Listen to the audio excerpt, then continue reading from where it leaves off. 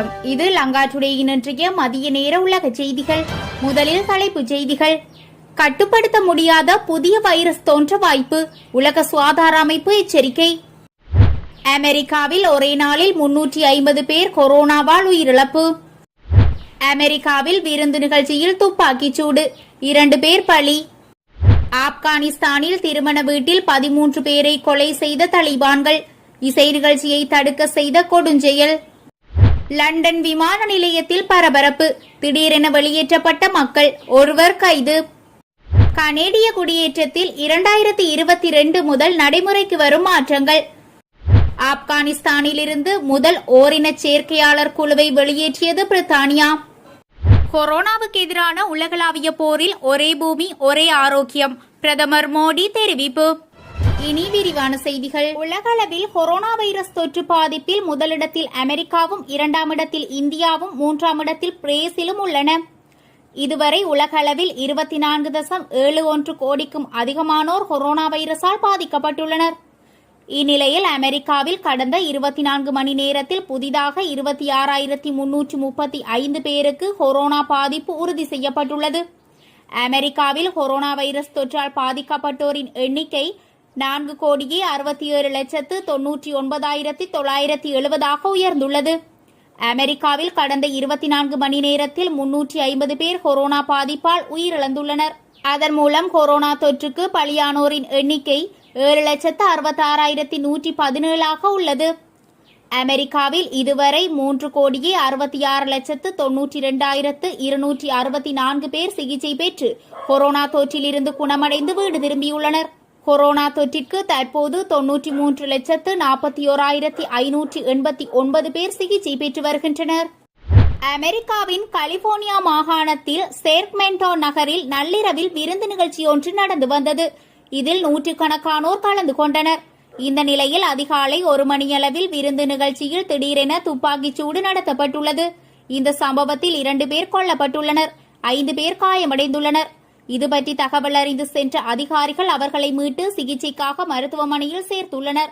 இதுபற்றி சேக்ரெமென்டோ கவுண்டியில் ஷெரீப் உறுதிப்படுத்தியுள்ளார். துப்பாக்கிச் சூடு நடத்தியதற்கான காரணம் பற்றி உடனடி தகவல் வெளிவரவில்லை. சந்தேகத்திற்குரிய வகையிலான விவரமும் தெரியவில்லை. இந்த சம்பவம் பற்றி அதிகாரிகள் விசாரணை நடத்தி வருகின்றனர்.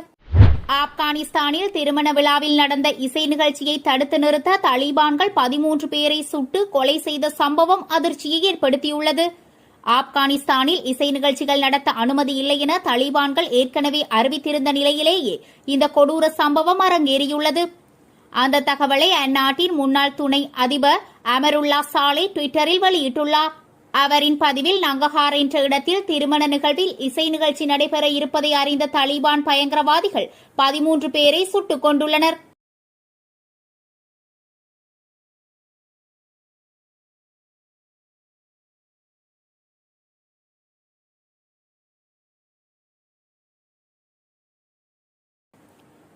இது தொடர்பாக நாம் கண்டனம் தெரிவிப்பதால் மட்டும் கோபத்தை வெளிப்படுத்த முடியாது. 25 வருடங்களாக ஆப்கானிய கலாச்சாரத்தை அழிக்கவும், நமது மண்ணை கட்டுப்படுத்த ISIயின் கலாச்சாரத்தை திணிக்கவும் பாகிஸ்தான் அவர்களுக்கு பயிற்சி அளித்தது. அது இப்போது செயற்பாட்டில் வந்துவிட்டது என தெரிவித்துள்ளார். இதுகுறித்து தலிபான்கள் விடுத்துள்ள அறிக்கையில் வெறும் கண்டனத்தால் மட்டும் தங்களின் ஆத்திரத்தை தீர்த்து கொள்ள முடியாது என்று குறிப்பிட்டுள்ளனர். இசைக்கு இனி ஆப்கானிஸ்தானில் அனுமதி இல்லை என கூறப்பட்டதால் தங்களுக்கு மாற்று வேலைகளை அமைத்து தருமாறு இசை கலைஞர்கள் ஏற்கனவே தலிபான்களிடம் கோரிக்கை வைத்தது குறிப்பிடத்தக்கது. ஆப்கானிஸ்தானிலிருந்து 29 பேர் கொண்ட ஓரின சேர்க்கையாளர்களின் முதல் குழு பிரித்தானியாவுக்கு கொண்டுவரப்பட்டதாக தெரிவிக்கப்பட்டுள்ளது. பிரித்தானிய வெளியுறவு மந்திரி லிஸ் ட்ரஸ் மற்றும் ஓரின சேர்க்கையாளர் உரிமை அமைப்புகளின் தலையீட்டின் விளைவாக ஆப்கானிஸ்தானிலிருந்து 29 பேர் கொண்ட ஓரின சேர்க்கையாளர்களின் முதல் குழு பிரித்தானியா வந்தடைந்ததாக செய்திகள் வெளியாகியுள்ளன. சனிக்கிழமையன்று பிரித்தானிய அரசாங்கம் வெளியிட்ட அதிகாரப்பூர்வ அறிக்கையில் ஆப்கானிஸ்தானை விட்டு வெளியேற பிரித்தானிய அரசாங்கத்தால் உதவப்பட்ட LGBT ஆப்கானியர்களின் முதல் குழு வெள்ளிக்கிழமை பிரிட்டனுக்கு வந்து அவர்களின் புதிய வாழ்க்கையை தொடங்கியுள்ளது என்று தெரிவிக்கப்பட்டுள்ளது. இந்த குழுவில் போரினால் பாதிக்கப்பட்ட LGBT+ சமூகத்தின் சமத்துவத்திற்காக குரல் கொடுத்து நின்ற மாணவர்கள் மற்றும் ஆர்வலர்களும் அடங்குவர். மீட்கப்பட்ட LGBT+ குழு ஒரு தங்கும் விடுதியில் தங்க வைக்கப்பட்டுள்ளதாக பிரித்தானிய வெளியுறவு அமைச்சக செய்தி தொடர்பாளர் கூறினார். இதற்கிடையில் ஆப்கானிஸ்தானில் இருந்து மேலும் பாதிக்கப்படக்கூடிய LGBT+ மக்கள் வரும் மாதங்களில் பிரித்தானியாவுக்கு வருவார்கள் என்றும் அரசாங்கம் உறுதியளித்தது.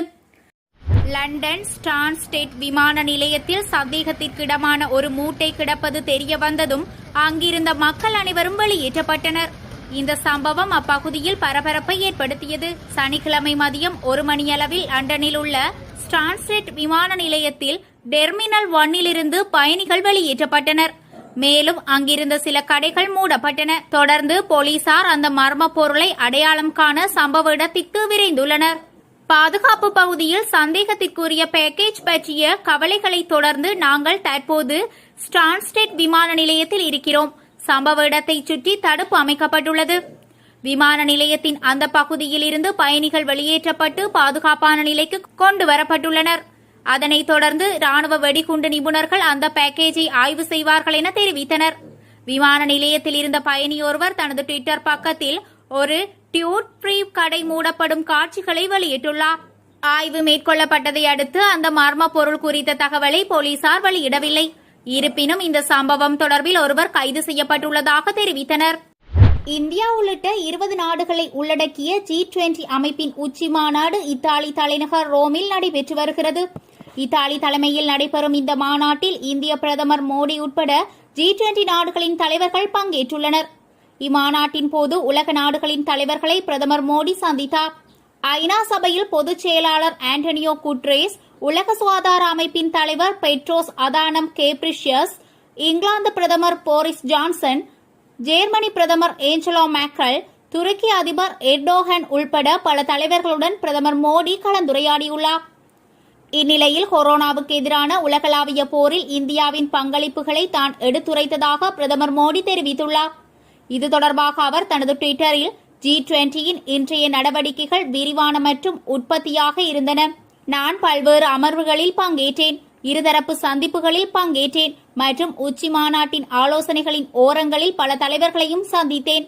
உலகளாவிய நன்மையை மேம்படுத்துவதற்கு முக்கியமான நாடுகள் ஒன்றிணைந்து செயற்பட வேண்டும் என்று பிரதமர் மோடி பதிவிட்டுள்ளார். தனது மற்றொரு ட்விட்டர் பதிவில், எனது கருத்துக்களின் போது கோவிட்-19க்கு எதிரான உலகளாவிய போராட்டத்தில் இந்தியாவின் பங்களிப்புகள் ஒரே பூமி ஒரே ஆரோக்கியம் என்ற பார்வை, சுகாதார பாதுகாப்பில் புதுமைகளை மேம்படுத்துதல், நெகிழ்ச்சியான உலகளாவிய விநியோக சங்கிலிகளின் தேவை மற்றும் மனித மேம்பாட்டிற்கான தொழில்நுட்பத்தை மேம்படுத்துதல் தொடர்பான அம்சங்களை நான் எடுத்துரைத்தேன் என்று பிரதமர் மோடி தெரிவித்துள்ளார். G20 நாடுகளின் சுகாதாரம் மற்றும் நிதி மந்திரிகளின் கூட்டத்தில் உலக சுகாதார அமைப்பு இயக்குநர் பெட்ரோஸ் கேப்ரியேசஸ் உரையாற்றினார். அப்போது அவர் கூறுகையில், ஒரு கட்டத்தில் நம்மால் கட்டுப்படுத்த முடியாத மற்றொரு வைரஸ் வெளிப்படும் என்பது உயிரியல் உறுதி. எனவே அடுத்த நோய் தொற்றுக்கு தயாராகும் வகையில் தற்போதைய தொற்றிலிருந்து சர்வதேச சமூகம் பாடம் கற்றுக்கொள்ள வேண்டும் என தெரிவித்தார். இதற்காக வலுப்படுத்தப்பட்ட அதிகாரமளிக்கப்பட்ட மற்றும் நிலையான நிதியளிக்கப்பட்ட உலக சுகாதார அமைப்பு தேவை என கூறிய கேப்ரியேசஸ், இது தொற்று நோய்களுக்கு விரைவான எதிர்த்தாக்குதலையும் சிறந்த நிர்வாகத்தையும் உறுதி செய்வதற்கான ஒரு புதிய வழிமுறை எனவும் தெரிவித்தார். கனடா அரசாங்கம் புதிய தேசிய தொழில் வகைப்படுத்தலை அறிமுகப்படுத்தியுள்ளது. இதில் இடம்பெறும் மாற்றங்களை குடியேற்ற அமைப்பு 2022 இணைக்கும் என தெரிவிக்கப்பட்டுள்ளது. தேசிய தொழில் வகைப்படுத்தல் கனடாவின் குடியேற்றம் அமைப்பின் ஒரு முக்கிய பகுதியாகும். திறமையான பணியாளர் வேட்பாளர்கள் மற்றும் தற்காலிக வெளிநாட்டு பணியாளர்கள் தங்கள் பணி அனுபவத்தை தாங்கள் விண்ணப்பிக்கும் திட்டத்தின் NOC தேவைகளுக்கு ஒத்ததாக நிரூபிக்க வேண்டும். உதாரணமாக, எக்ஸ்பிரஸ் என்ட்ரி என்பது ஒரு திறமையான தொழிலாளியாக கனடாவிற்கு குடிபெயர்வதற்கான முக்கிய வழியாகும். மேலும் விண்ணப்பதாரர்கள் தங்கள் பணி அனுபவத்தை NOC திறன் நிலை NOC திறன் நிலை 0A அல்லது B கீழ் வரும் என்பதை எக்ஸ்பிரஸ் என்ட்ரியின் கீழ் தகுதி காரணங்களில் ஒன்றாக நிரூபிக்க வேண்டும். NOC என்பது குடியேற்றத்திற்கான கனடாவின் தேசிய குறிப்பு ஆகும். கனேடிய தொழிலாளர் சந்தையின் தன்மையை புரிந்து கொள்வதற்கும், அரசாங்க திட்டங்களை நடத்துவதற்கும், திறன்களை மேம்படுத்துவதற்கும், ஆராய்ச்சிகளை நடத்துவதற்கும், கனடாவின் குடியேற்ற மற்றும் வெளிநாட்டு தொழிலாளர் திட்டங்களை நிர்வகிக்க உதவுவதற்கும் கனடாவில் வேலைவாய்ப்பு நடவடிக்கைகளை வகைப்படுத்துகிறது. ஒவ்வொரு 10 வருடங்களுக்கும் மத்திய அரசு என்ஓசியில் ஒரு பெரிய திட்டத்தை நடத்துகிறது. என்ஓசியில் ஏற்படும் மாற்றங்கள் கனேடிய பொருளாதாரம் மற்றும் தொழிலாளர் சந்தையில் ஏற்படும் மாற்றங்களை பிரதிபலிக்கின்றன. இந்த நிலையில் கடந்த செப்டம்பரில் statistics Canada and employment and social development Canada NOC 2021 வெளியிட்டது. என்ஓசி 2021 என்பது கனேடிய பொருளாதாரத்தின் விரிவான ஆராய்ச்சி, பகுப்பாய்வு மற்றும் மதிப்பீட்டை உள்ளடக்கிய ஒரு முக்கிய செயல்முறையின் இறுதி முடிவாகும். கனடாவின் குடிவரவு, அகதிகள் மற்றும் குடியுரிமை பிரிவான ஐஆர்சிசி, இஎஸ்டிசி மற்றும் கனடாவின் மாகாணங்கள் மற்றும் பிரதேசங்கள் தற்போது குடியேற்றம் மற்றும் வெளிநாட்டு தொழிலாளர் திட்டங்களை செயற்படுத்த என்ஓசி 2016 பயன்படுத்தி வருகின்றன. ஐஆர்சிசி மற்றும் இஎஸ்டிசி இரண்டும் 2022 இலையுதிர் காலம் வரை என்ஓசி 2021 செயற்படுத்தாது என்று தெரிவித்துள்ளது.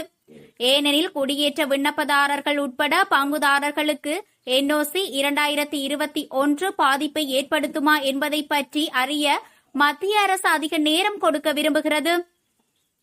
என்ஓசியின் தற்போதைய 4 வகை திறன்நிலை அமைப்பு மாற்றியமைக்கப்பட்டு ஒவ்வொரு தொழிலிலும் நுழைவதற்கான பயிற்சி, கல்வி, அனுபவம் மற்றும் பொறுப்புகளின் அளவை கோடிட்டு காட்டும் புதிய 6 வகை அமைப்பு மூலம் மாற்றப்பட்டுள்ளது. இதுவரை என்ஓசி 4 திறன்நிலைகளை கொண்டுள்ளது. என்ஓசி ஏ என்பது பல்கலைக்கழக பட்டங்கள் தேவைப்படும் வேலைகளை குறிக்கிறது. என்ஓசி பி என்பது திறமையான தொழில்கள் அல்லது கல்லூரி டிப்ளோமா தேவைப்படும் வேலைகளை குறிக்கிறது. என்ஓசி சி என்பது இடைநிலை திறன்கள் அல்லது வேலை சார்ந்த பயிற்சி தேவைப்படும் வேலைகளை குறிக்கிறது. மேலும் என்ஓசி டி என்பது தொழிலாளர் வேலைகள் தேவைப்படும். என்ஓசி 2021 தொழில்களை வகைப்படுத்த 5 அடுக்கு படிகளை அமைப்பை பயன்படுத்தும். என்ஓசி 2021 தொழில்களை வகைப்படுத்த 5 அடுக்கு படிநிலை அமைப்பை பயன்படுத்தும். தற்போதுள்ள 4 இலக்க முறைக்கு பதிலாக தொழில்கள் இப்போது 5 இலக்க குறியீட்டு முறையை கொண்டிருக்கும். என்ஓசி 2021 இனியேனும் 4 திறன்நிலை வகைகளை பயன்படுத்தாது. அதற்கு பதிலாக இப்போது 0, 1, 2, 3, 4 மற்றும் 5 ஆகிய 6 வகைகளை கொண்ட டீர் அமைப்பு பயன்படுத்தப்படும்.